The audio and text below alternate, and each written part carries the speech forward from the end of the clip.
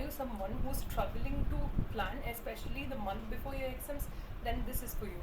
So if you're planning your studies before a month before exams, then what you will have to do is you have to calculate the number of days before the exams. Let's take for example it's 35 days, and let's take for example you take the last 5 days prior to exam for the first exam, because generally the first exam will set out the tone for the rest of the exams. So it's better that you plan accordingly, that is you allocate a minimum of 3 to 5 days for your first exam.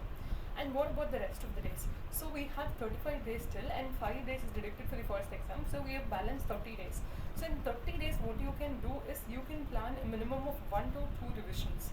So what you can do is, let's take for example if you're preparing only for one group, then make sure that if we divide the number of days, 30 days, then in that case it comes to 10.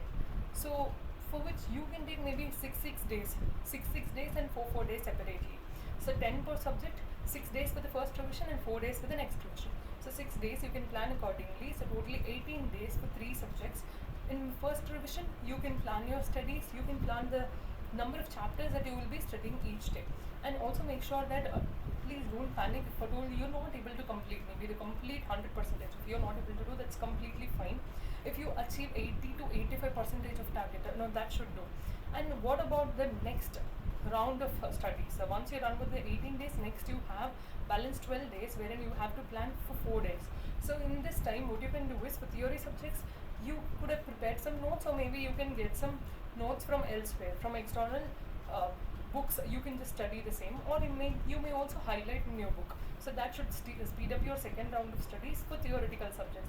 As far as practical subjects are concerned, what you can do is, in the first round of studies, or maybe in the first revision, if you have not done that yet, what you can do is you can mark out all the important questions. So like take for example, there are certain questions like in like chapters, in certain chapters like partnership or amalgamation, you have certain questions wherein you have questions that cover all the adjustments. So you can mark that out, and accordingly you can plan for those questions alone in those 4 days revisions. So once you're done with that, once you're done with the 6 days revision, simultaneously you can try giving unit test.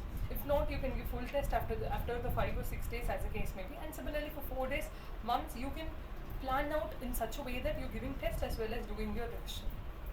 All the best for your exams.